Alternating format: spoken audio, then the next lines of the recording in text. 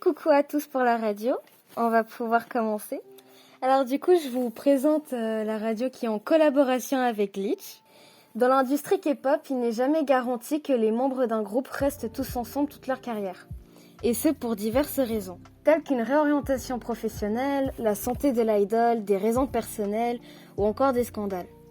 Le départ d'une idole au sein d'un groupe suscite toujours le bruit de leurs fans, que ce soit par approbation ou par désaccord. Cependant, au fil du temps, et on le remarque encore plus depuis la 4e génération, les groupes qui ont affronté le départ de l'un d'entre eux ne reparlent majoritairement du temps jamais de leurs membres perdus. Les activités de groupe continuent et passées sous silence, qu'importe leur raison d'avoir quitté l'agence telle que The Boys, dont Hall a été en hiatus puis a quitté le groupe sans qu'aucun impact n'affecte publiquement les activités et projets du groupe. Dans le cas contraire, on pourrait parler du célèbre boy group de la 2e génération, Big Bang, qui malgré le scandale populaire de Burning Sun et l'emprisonnement de leur McNair Sungri, le leader G-Dragon aurait dit à tous leurs fans que Big Bang serait et resterait 5 pour toujours malgré l'ampleur de la situation, et ce, sans prendre aucun parti. Je suis Sana, et dans cette nouvelle radio, je vais vous parler des groupes qui ont été impactés par le départ de l'un de leurs membres, que ce soit sur les idoles eux-mêmes ou sur leur discographie, en collaboration avec Glitch. Comme dit précédemment, les groupes, une grande partie d'eux, agit comme si de rien ne s'était passé.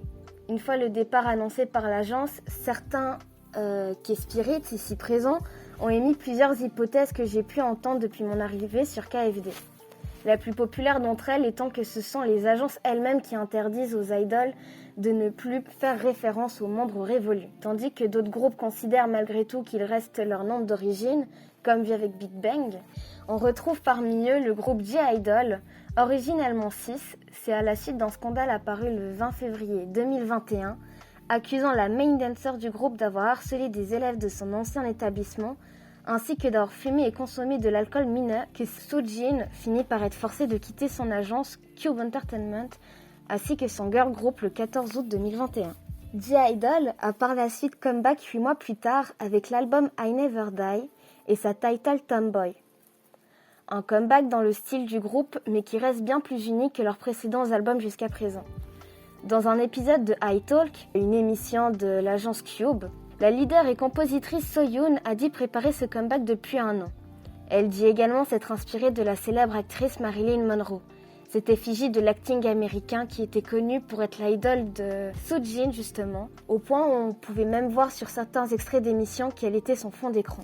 Les Neverland, fans de G-Idol, ont fait de multiples interprétations des paroles des chansons de l'album qui pouvaient faire référence à Soojin, telles que le rap de Soyoon dans le second couplet de Tomboy, précisément la version non censurée, qui disait « J'aime danser, j'aime mes amis, parfois on dit des grossièretés sans cigarette, j'aime faire hey quand je bois du whisky, je n'y changerai rien et puis quoi encore ?» Ou alors que leur B-side « Villain Die » serait le point de vue de Soojin retranscrit en chanson en tant que vilaine du roman fou des paroles, et que le roman fou serait l'interprétation de tout son scandale. L'héroïne, ainsi dite dans les paroles de la chanson, serait en fait la camarade de classe qui a causé tout ce scandale. On peut aussi retrouver des interprétations du refrain de la B-side My Bag, dans le rap de Soojin dirait avoir 5 diamants rouges dans son sac, et l'un d'eux serait donc Soojin, les 4 étant les 4 autres membres. Il y a d'autres interprétations sur chaque chanson de G-Idol, dans l'album en particulier, mais certains Neverland, eux, disent que Soojin leur manque à eux aussi, mais que ce n'est pas une raison d'essayer de l'inclure dans toutes les paroles de la tracklist. Ainsi, le 17 octobre 2022, sort le second comeback depuis qu'elles sont 5. L'album I Love voit le jour portant comme concept le cabaret. La title s'appelant Nude parle de la sexualisation des femmes et que les femmes devraient s'aimer sans avoir à plaire aux hommes. Nude avait aussi pour but de réduire les recherches de sites pédopornographiques grâce aux lyriques coréennes du refrain qui étaient les mots-clés utilisés dans la barre de recherche par les concernés. Ainsi, une fois ces mots-clés qui seraient recherchés, ce serait le comeback qui apparaîtrait en majorité.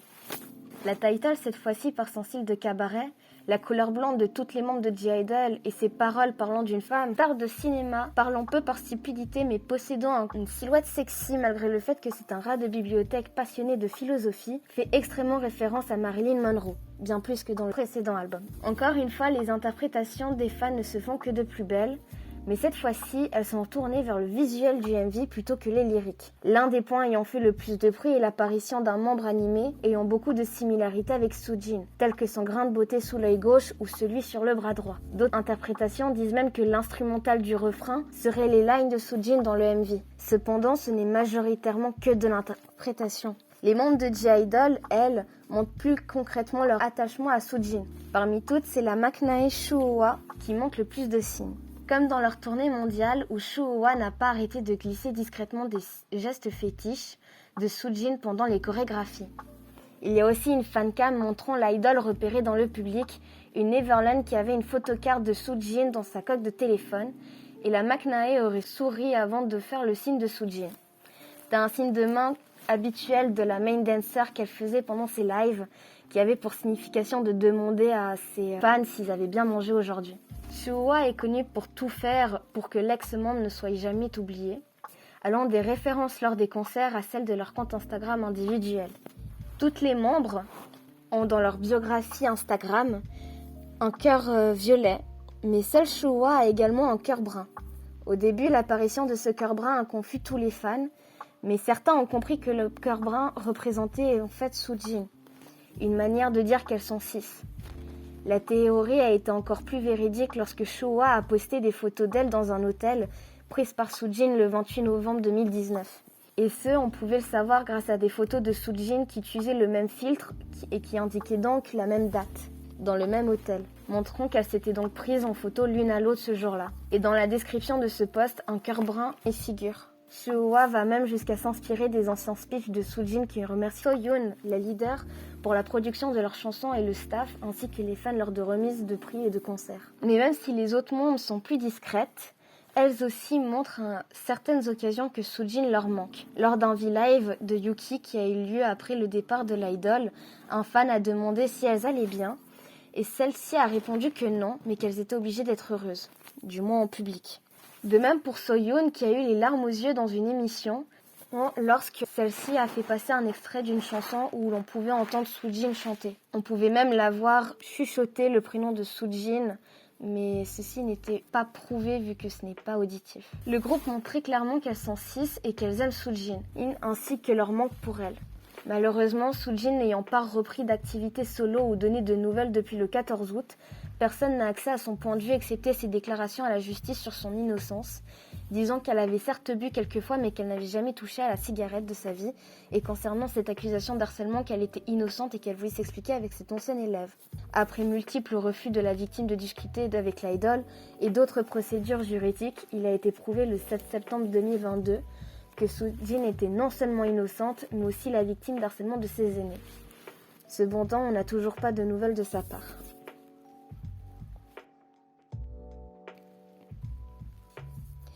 On a pu parler du coup des groupes qui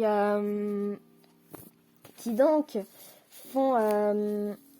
refusent de laisser leurs membres être oubliés et faire comme si de rien n'était. Et de l'autre côté, il y a des idoles qui ont passé la perte d'un membre sous silence, mais qui ont tout de même subi un impact musical majeur. Les différents artistiques, les opportunités de carrière. Une précision à faire, la partie qu'on va s'attaquer maintenant est justement la partie qui a été faite entièrement par Glitch. Donc applaudissez-la parce qu'elle a passé 1 mois dessus et énormément de travail à faire ça, tel que écouter et lire les paroles de l'entièreté de la discographie de Stray Kids. Les différents artistiques, les opportunités de carrière, les compatibilités de tempérament jouent inévitablement sur le bon fonctionnement d'un groupe. Aussi, on pourrait penser qu'un groupe dont les membres se seraient choisis et qui composerait sa propre musique serait moins susceptible de comptabiliser des départs. Nous allons voir par un exemple qu'il en est rien. Stray Kids est un boy group formé en 2017 par JYP lors de l'émission de télé-réalité du même nom. Le groupe est composé de 9 membres à ce moment-là, a été entièrement composé en plus de ça par le leader lui-même, Bang Chan. Il s'agit d'une démarche expérimentale de la part de JYP, l'agence, alors que les groupes sont habituellement déterminés par les agences elles-mêmes, que ce soit les membres et même parfois les musiques.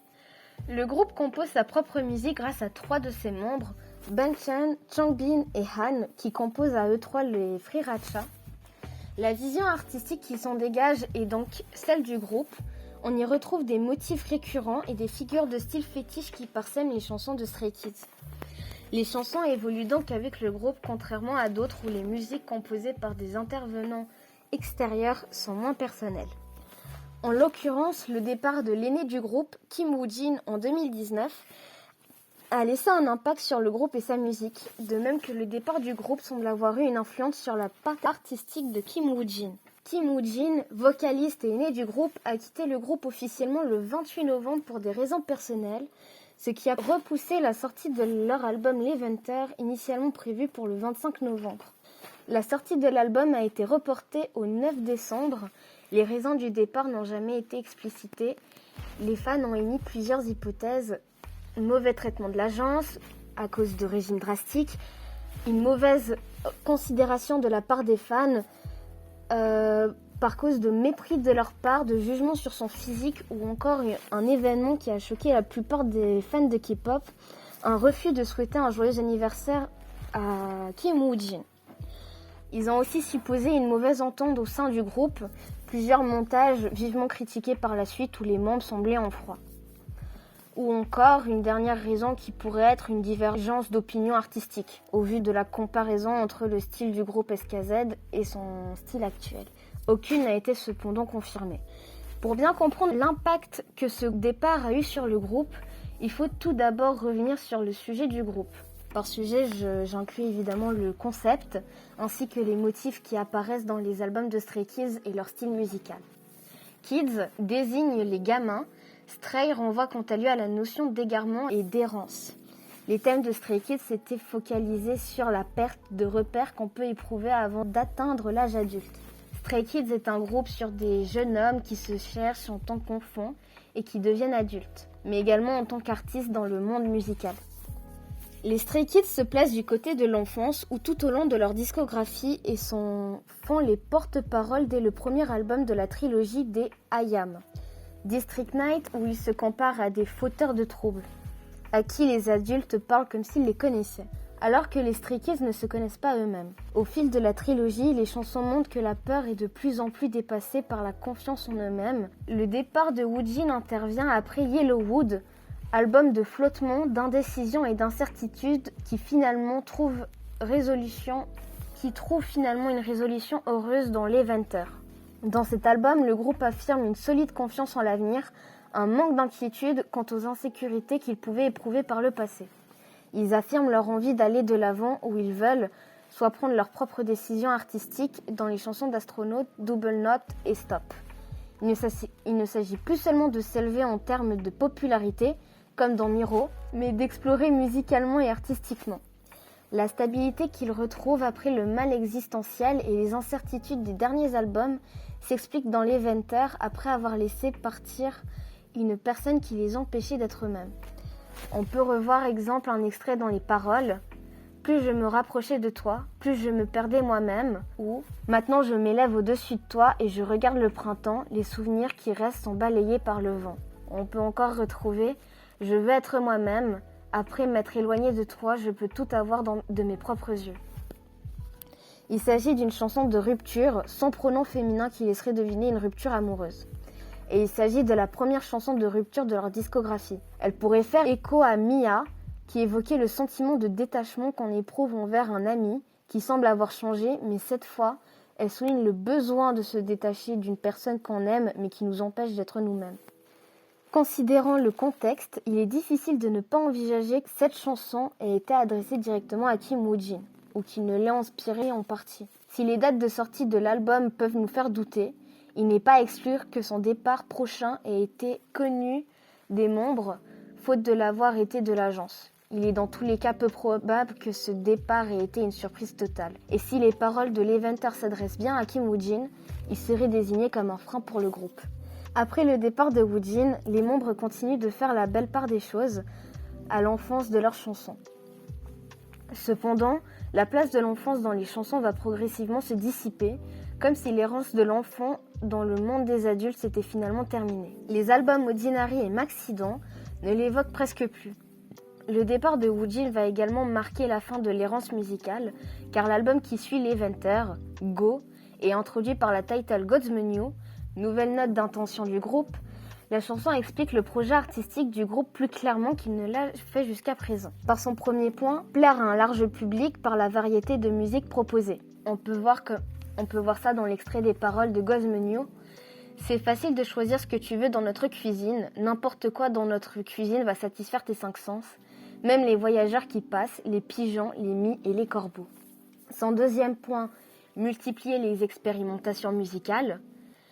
Faire des recherches, traverser les limites. Il n'y a pas de limite, nous créons notre propre son. Et par son troisième point, créer un genre qui leur sera propre. On peut voir ceci encore une fois dans les paroles. Personne ne peut nous copier, c'est notre propre jeu depuis le début. Il est tout à nous. La peur de changer est soignée par la volonté de changer sans cesse, par la musique et d'expérimenter davantage. Ils accomplissent ainsi le souhait de School Life, de ne pas se calquer à un rythme monotone et répétitif. Le genre musical du groupe se rapproche de plus en plus de ce qui est appelé parfois péjorativement le noise, mais garde une dimension plus large et plus expérimentale, comme on peut le constater dans la chanson The Tortoise and the Hare, La tortue et le lièvre. Aux critiques qui s'adressent à eux, ils répondront plus tard par l'album Noisy, jeu de mots avec Noisy, qui est justement le reproche fait au style musical du groupe, qui commence par Cheese, une chanson anti-hater par excellence et qui s'approprie la critique pour faire de leur musique Thunderous et plus seulement du bruit. Thunderous du coup étant pour le bruit fait du tonnerre. Kim Woojin, suite à son départ du groupe, a rejoint l'agence 10X pour y poursuivre une carrière de chanteur solo. Ce départ de JYP ne s'est cependant pas déroulé sans accroc. Victime d'une campagne de diffamation de la part de ses détraqueurs, il a été accusé d'avoir harcelé son propre groupe, d'avoir intégré une fausse agence, d'avoir eu une petite amie cachée, d'avoir harcelé sexuellement une personne anonyme sur Twitter. 10X Entertainment débunkera avec des preuves concrètes les accusations sexuelles dans une vidéo, mais Kim Woojin continuera de pâtir d'une mauvaise réputation malgré les preuves. L'artiste qui a participé à l'écriture de ses propres chansons a évoqué indirectement dans son premier album, The Moment A Minor, l'impact que toutes ces accusations ont eu sur sa santé mentale. Ces différentes chansons, toutes adaptées en MV, font très explicitement référence à la haine qu'il a reçue ou à la dépression, comme avec l'une de ses chansons, Mind Growing Pain, qui représente ainsi le quotidien d'un dépressif attendant que ses antidépresseurs fassent effet. L'enfance, thème central de Stray Kids, bien que seulement totalement absent des paroles des chansons, est néanmoins bien présent. Woojin a écrit lui-même cet album comme une synthèse des troubles et de mal-être qu'on peut éprouver à la fin de l'adolescence. Il s'agit donc d'une certaine façon de sa propre vision du passage à l'âge adulte, thème central de son groupe précédent. Mais contrairement à Stray Kids, qui se raccroche à l'enfance, il semble résolument tourné vers le futur et l'espoir que celui-ci soit meilleur. On retrouve une figure de style qui était chère à Stray Kids, le paradoxe. On retrouve également le thème, l'émerveillement de l'enfant qui voit de la beauté et de la magie dans les choses simples. Ainsi, dans In My Space, il voit dans le plafond un univers brillant dont il ne peut détacher son regard, comme dit dans les paroles. Enfin, si on retrouve certains thèmes abordés sous un angle différent, le style musical de Kim Woojin est lui très éloigné du caractère expérimental des Stray Kids. Plus proche de la pop classique et de la ballade, il se distingue totalement du style qu'il adoptait au sein du groupe. Alors du coup, on va pouvoir passer à la suite, et je préfère déjà vous prévenir, si vous étiez triste par rapport au départ de Woojin, qui est un grand choc dans la K-pop, je pense que cette partie va peut-être vous faire couler une ou deux larmes si c'est encore un sujet sensible pour vous. J'espère que vous tiendrez le coup. Et elle est courte, ça ira. Hein. Si jusqu'à présent, nous n'avons parlé que de départ volontaire ou de renvoi, il existe un troisième cas de figure, plus rare, que le groupe SHINee illustre tristement par le décès de son chanteur, Kim Jong-hyun. SHINee est un groupe de deuxième génération ayant débuté à 5 sous le nom de l'agence SM Entertainment. Le nom du groupe signifie de recevoir de la lumière et donc de briller. Cette information nous provenant également de Glitch. Le main vocaliste s'est donné la mort après avoir succombé à la dépression le 18 décembre 2017. Sa mort n'a pas tardé à impacter l'entièreté de l'industrie de la K-pop, que ce soit les membres de son groupe, les autres idoles ou alors toutes les fans de la musique coréenne. Chaque année, les fans rendent hommage à Kim Jong-un par multithreaded vidéos, lettres et autres. Il en a été de même pour les 4 membres restants de SHINee l'année 2018. Cette année-là, le groupe a sorti 3 albums s'appelant, dans l'ordre, The Story of the Light Episode 1, Episode 2 et Episode 3, en référence à leur carrière aux côtés de Jonghyun. Un petit clin d'œil du titre dans Story of Light pour du coup la brillance de recevoir la lumière de SHINee. Chaque chanson, chaque parole, chaque note de ces 3 albums sont en hommage à l'idole. Sur chaque coffret des différents épisodes ainsi que dans certains MV, tels que I Want You ou même celui de Good Evening, se retrouve un renard. Dans le folklore de l'Extrême-Orient, qui englobe du coup l'Asie de l'Est, l'extrême Asie de l'Est, le renard est une représentation d'un guide spirituel de l'au-delà dans les forêts. On peut voir exemple très souvent dans certains animes et mangas japonais qui se déroulent principalement en forêt, que lorsque ceux-ci parlent d'esprit spirituel ou autre guide, c'est souvent un renard qui le représente. À certaines rares occasions, un loup ou un oiseau. L'interprétation du renard de Story of Light mène donc à Kim Jong-un. À la suite de l'événement tragique, on a pu voir à quel point les membres de SHINee avaient été touchés bien au-delà de leurs 3 albums, qui du coup je conseille d'aller lire les paroles car elles sont très très touchantes.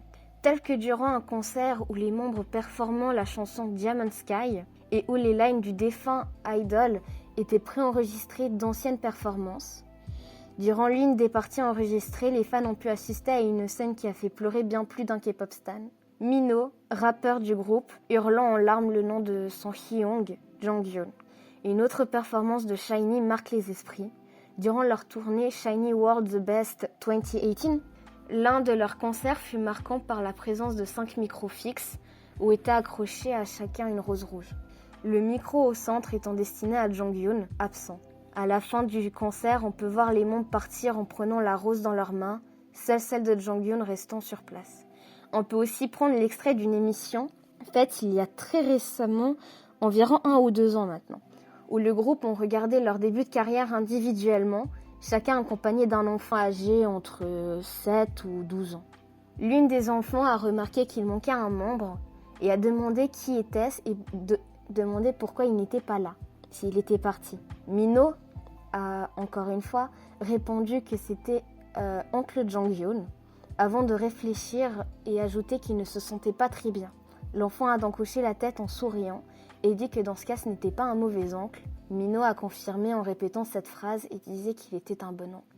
En faisant les recherches sur le sujet, accompagné de Glitch toujours, on a pu remarquer quelque chose sur le fameux site K-Profile qui présente toutes les idoles de K-pop et groupes. Ils sont aussi connus pour mettre en avant les membres qui sont partis ou qui sont en hiatus montrant du coup qu'ils sont en pause, en les mettant à la fin de la liste plutôt que par ordre d'âge et en marquant au-dessus de leur tête former member ou même en hiatus. Mais cette fois-ci, lorsqu'on va sur le site et qu'on cherche des informations sur le groupe de SHINee, on peut voir rédigé au-dessus de la photo de Jonghyun, Member for Eternity, montre qu'il fera partie de SHINee pour l'éternité, mort ou pas, et qu'à jamais il le sera aux yeux de tous. Il en a été de même pour l'idole défunt du groupe Kara, Gohara, elle aussi décédée en novembre 2018 pour dépression, massivement après avoir été harcelée en recevant des menaces de propagation de photopornographie d'elle sur les réseaux sociaux par son ex-petite amie. Elle restera malgré tout une membre de Kara pour l'éternité aussi, comme dit dans sa photo K-Profile. Sully, de F2X, ayant quitté le groupe avant sa mort et donc considérée comme actrice, a quant à elle l'habituel former member, mais reste cependant gravée dans le cœur de tous, de ses fans et de ses proches.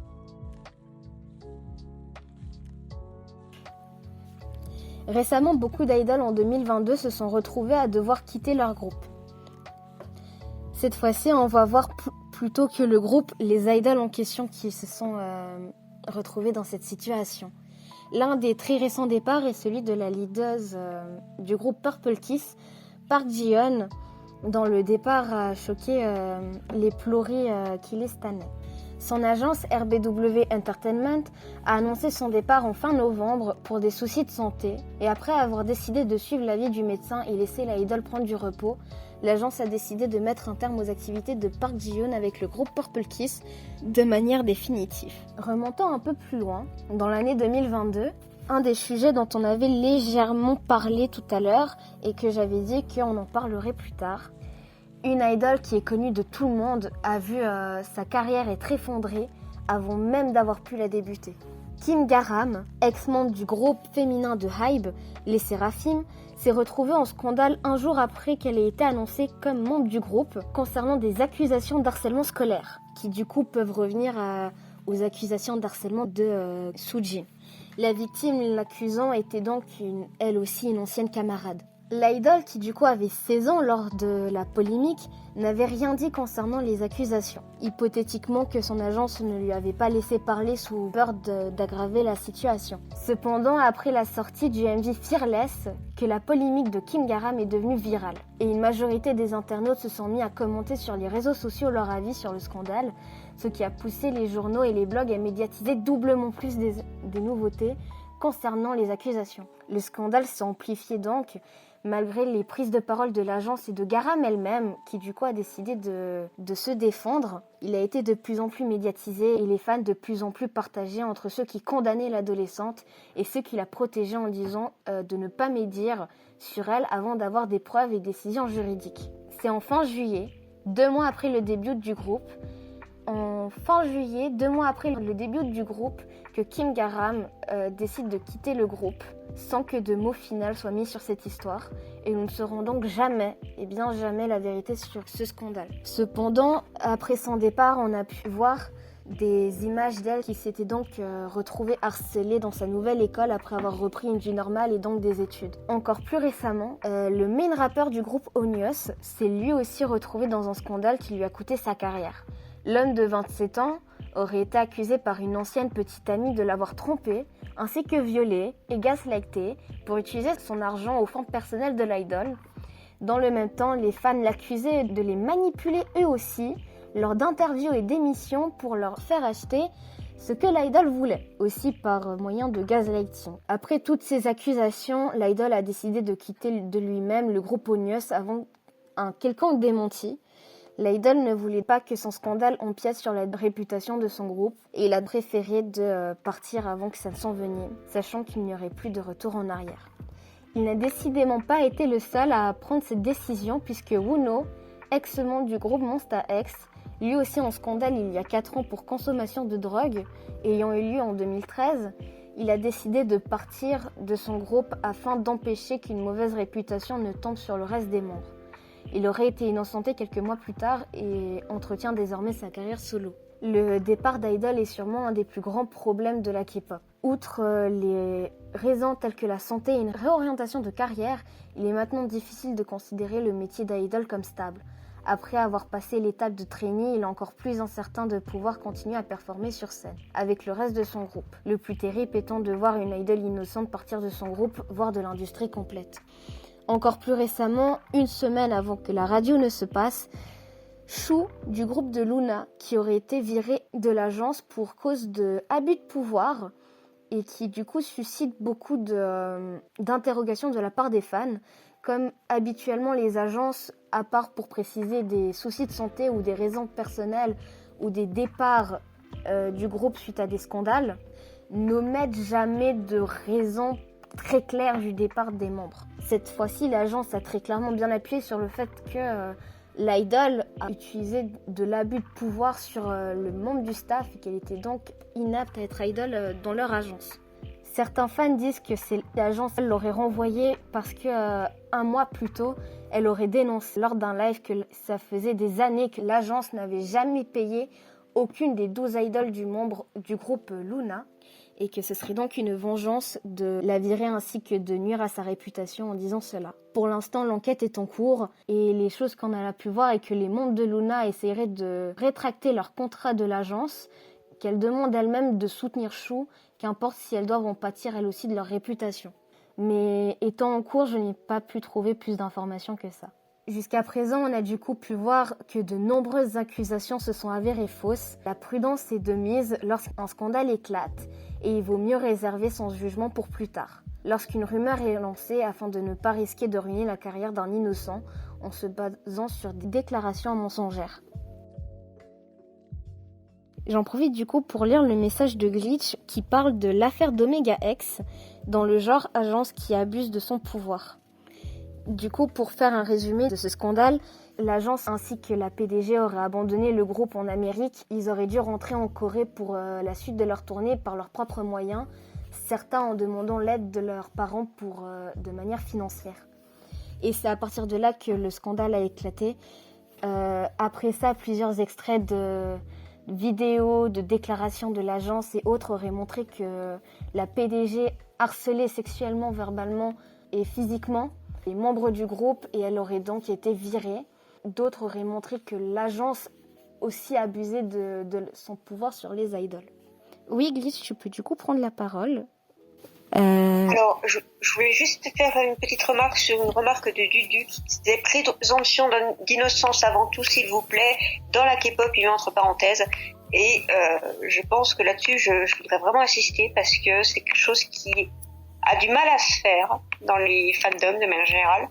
Et je pense que c'est tout particulièrement important dans la K-pop, justement, où on disait, oui, alors c'est les célébrités qui peuvent abuser de leur pouvoir, mais c'est aussi des gens qui sont très médiatisés, qui reçoivent beaucoup de haine, et on a vu énormément de fausses déclarations se faire sur des idoles qui, comme le disaient les autres, se sont avérés finalement innocents, ou alors qui ont été accusés mais sans preuve, et qui ont quand même subi les conséquences de ces accusations.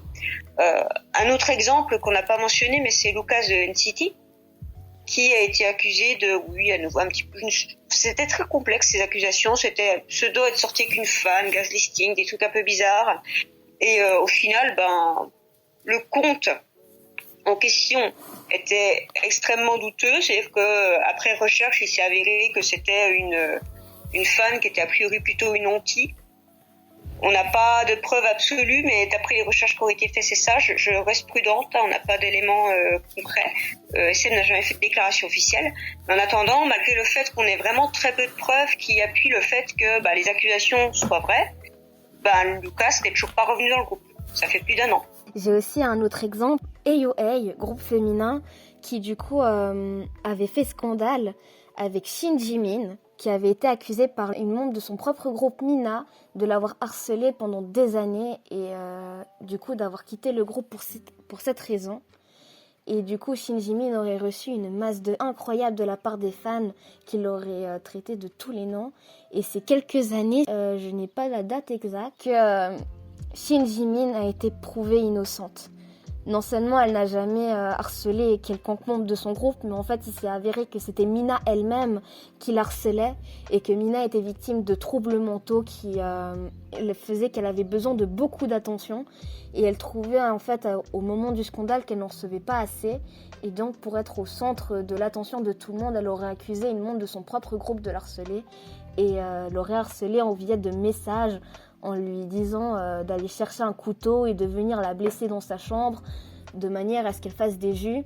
Et celle-ci aurait même posté des photos de bras mutilés qui n'étaient pas les siens en faisant croire que c'était les siens sur des comptes Instagram. Et elle suit maintenant un programme de psychiatrie pour pouvoir soigner ça. Et elle a été interdite de réseaux sociaux également. Et du coup, tout ça, c'est pour montrer que même si tout peut être vrai, qu'il y avait des preuves qui montraient que Shin Jimin avait harcelé, que tout le monde la croyait, et bien finalement il aurait été prouvé que non et que même des messages du coup qu'envoyait Mina à Shin Jimin auraient été publiés comme démentis. Il dit qu'est-ce qu'on pense des scandales de ce genre qui pour la plupart sont des mensonges. En fait c'est ce qu'on disait un peu tout à l'heure, c'est le problème, c'est que si c'est pas des mensonges, en tout cas on n'a pas de preuves. Dans beaucoup de cas, pas tous. Il y a aussi des cas où les accusations en fait elles sont un peu montées en épingle. Alors quelqu'un qui vous en parlerait très bien, c'est Lila sur l'affaire Seungri, qui accusait très souvent d'avoir violé, des histoires absolument glauques à souhait. Sauf qu'en fait, pas du tout. La raison pour laquelle Seungri est en prison actuellement, c'est pour fraude fiscale, principalement. Et un petit peu aussi parce que le business dans lequel il avait investi était lié à la prostitution, effectivement. Mais Seungri n'a jamais été condamné pour viol ni quoi que ce soit, ni ce genre de choses extrêmement glauques. C'est juste que Monsieur Seungri avait investi dans énormément de business, on va dire. Il ne gérait pas du tout et il s'est fait condamner pour fraude fiscale et un petit peu parce qu'il avait des business pas très nets. Donc clairement, en fait, même qu'il y a des scandales qui sont confirmés, en fait, les gens, ils les déforment jusqu'à un point absolument astronomique. C'est complètement exagéré. C'est pas du tout ce qui est c'est pas du tout les faits qui sont énoncés par la justice. Et par conséquent, après, chacun fait ce qu'il veut, chacun pense ce qu'il veut, mais je pense que la prudence est de mise, comme l'a dit Sana. Il faut savoir prendre du recul sur les événements. C'est pas parce que il y a eu beaucoup de scandales qui sont avérés faux qu'il n'y en aura jamais de vrais. Mais dans tous les cas, je pense qu'il faut juste prendre de la distance. Il ne faut pas tout de suite se sentir concerné, impliqué dans des histoires auxquelles on n'est pas mêlé. Et puis il faut accepter que des fois on n'est pas les réponses tout de suite, que s'il y a une accusation, c'est une accusation, et que on ne va pas tout de suite considérer que la personne qui a donné cette accusation ment. Après il y a des situations où on peut avoir quand même de gros doutes. Mais dans tous les cas, le mieux, c'est de rester neutre. Dudu, du coup, qui ajoute, voilà, l'amour avant la haine, même jamais de haine. Très belle citation, je vais la garder ça pour citation officielle de KFD. Et puis du coup, ce sera peut-être la conclusion de cette radio.